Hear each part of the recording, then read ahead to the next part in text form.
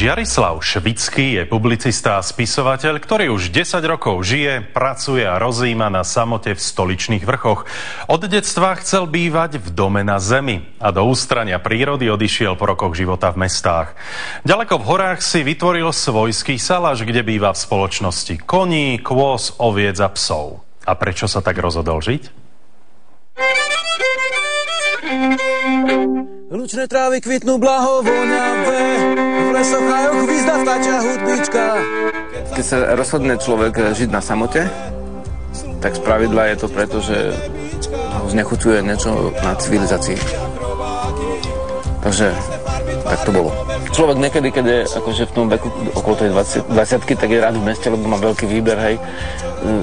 Zdá sa, že má tam veľa kultúry a časom vlastne zistí, že tá kultúra nie je len o tom, že idem trebárs do divadla, čo som teda aj chodil, ale že kultúra môže byť aj v tom, že ako žijem, ako sa stravujem, ako sa správam ku zvieratám, k rastlinám a čoho som súčasťou, hej.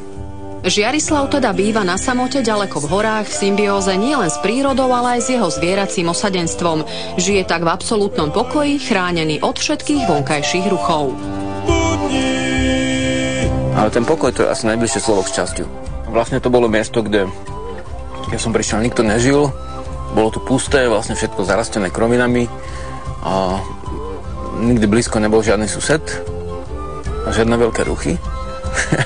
Ale vlastne až k domu, tak to je niečo, čo ma veľmi oslovilo. Pre tvorivého človeka to je výhoda, že keď píšem alebo robím piesne, tak ma nerušia iné vnemy a môže sa človek zahlbiť.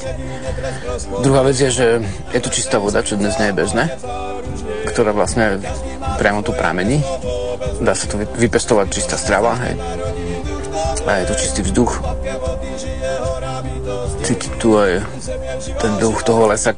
Okrem publikovania v časopisoch sa venuje liečiteľstvu, skladá hudbu a spieva v skupine Bytosti.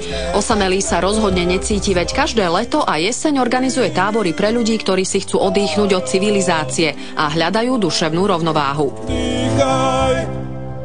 Máme tábor prežitia prírodného a prírodných remesiel, vedomecký tábor, kde je aj liečiteľstvo osobné a spoločenské. Potom robíme hudobný tábor alebo umelecký tohto roku. Končí sa to oddychovým táborom, kde chodia vlastne aj matky s deťmi, rodiny a tak.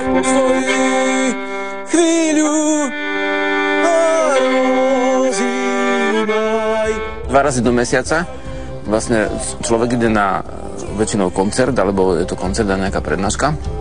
A vtedy sa pozriem, či v tom meste náhodou nie je niečo zaujímavé, buď teda v kine, alebo v divadle, alebo koncert nejakých iných ľudí, čo je tiež osviežujúce. A vtedy vlastne spravím ten prehľad toho diania, počujem, čo hovoria ľudia, pozriem sa na sieť a zase domov do lesa. Odrezanie od sveta mu vyhovuje, je sebestačný a nakupuje len občas. To, že ho považujú za iného, vôbec nerieši.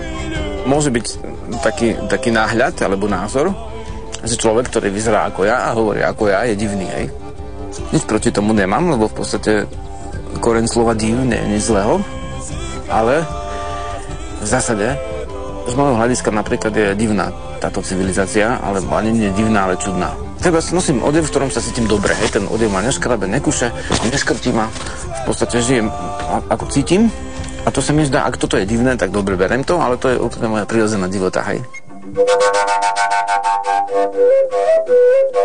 Keď si človek začne žiť podľa toho, ako cíti, tak samozrejme, že nejaký okolie nejak na to reaguje a ne každý to zoberie.